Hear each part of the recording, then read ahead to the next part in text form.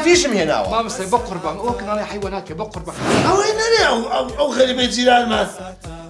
ڕێال خان خەریکی پەم لێدا لێبوو چوون بچێ پەپولۆرەدا ئاوی نەدەهات ئێتراف ناکەی چی دەکەی لەگە برادەرەکانت چوویەتە دیسکۆ داوەشتەی تۆکەی پیاوی دیسکۆ ئاوی بۆنی دیسکۆ لێدە دیسکۆ